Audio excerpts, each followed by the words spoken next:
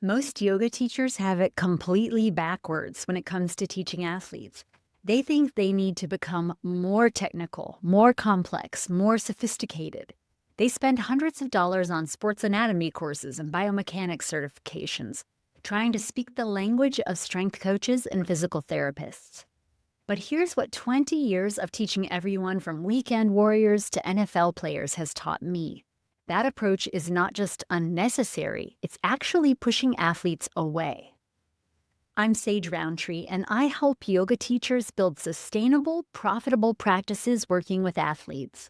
I've spent over 2 decades teaching yoga to athletes at every level, from Hall of Fame basketball coaches to Olympic competitors to dedicated recreational athletes.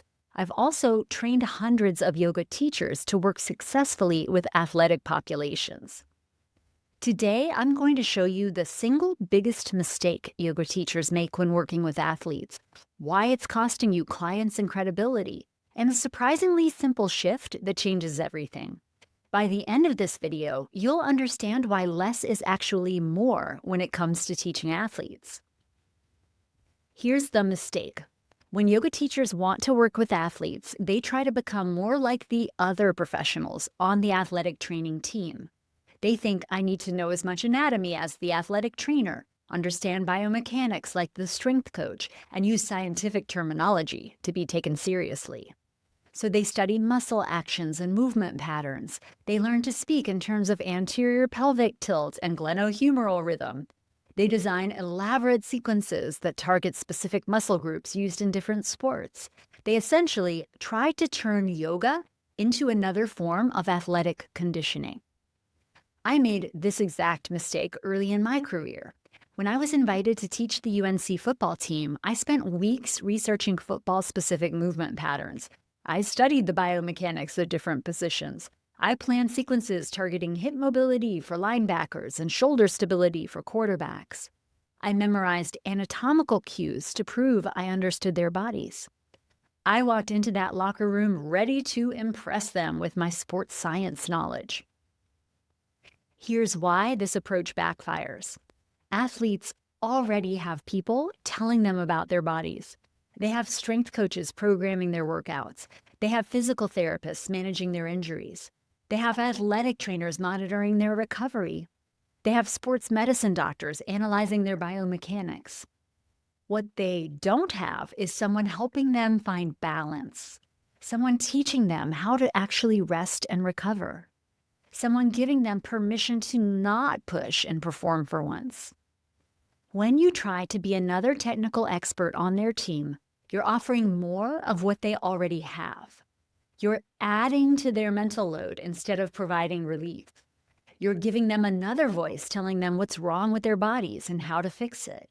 And professionally, you're encroaching on the professionals' jobs, which is not a great look if you want them to hire you. Here's what happened in that locker room when I went to teach the UNC football team. The linebackers filed in and immediately laid down on the floor. One looked up at me and said, "Coach Sage, can we just do breathing exercises and relaxation?" My elaborate football-specific sequence went out the window. And you know what? That simple session of breathing and restorative work was exactly what they needed.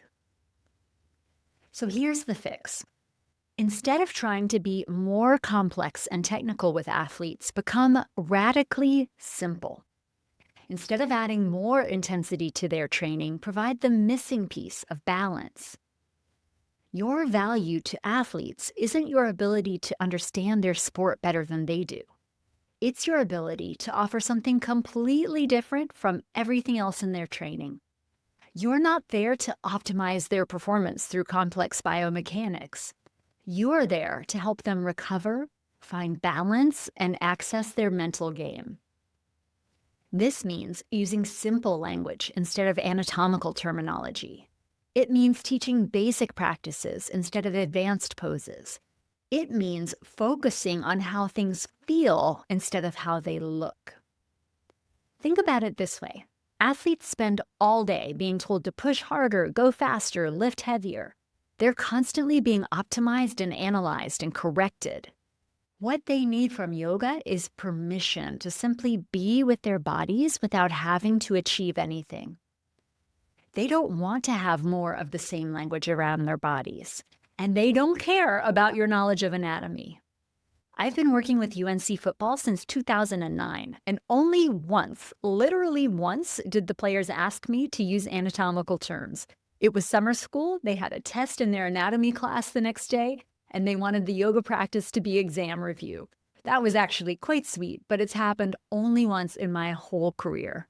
Keep it simple, and you will serve your students best.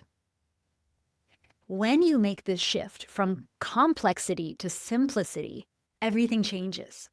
Athletes start requesting you specifically. They refer their teammates. They pay premium rates because you're offering something they can't get anywhere else. My student, Amanda Freya, discovered this at a climbing gym. She stopped trying to force complicated alignment cues on tight athletes and started offering simple, accessible practices focused on recovery. Today, her classes are consistently full, and climbers specifically ask for her. My student Taryn Burns learned to speak simply about yoga's benefits instead of trying to impress coaches with anatomical knowledge. Now she works with Division I programs at Harvard University. The key is understanding that your expertise isn't in adding complexity, it's in removing it. As the yoga teacher, you're the person who helps athletes access the simple, profound benefits of presence and balance. If you want to learn the complete system for teaching athletes this way, I've created a free workshop called How to Double Your Income Teaching Yoga to Athletes. In it, I break down exactly how to position yourself as the teacher athletes actually need, how to create simple but powerful sessions, and how to charge premium rates for this specialized work. The link is in the description below.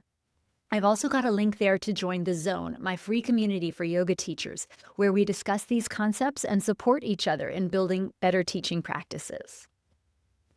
Remember, athletes don't need you to be another technical expert on their team. They need you to be something completely different.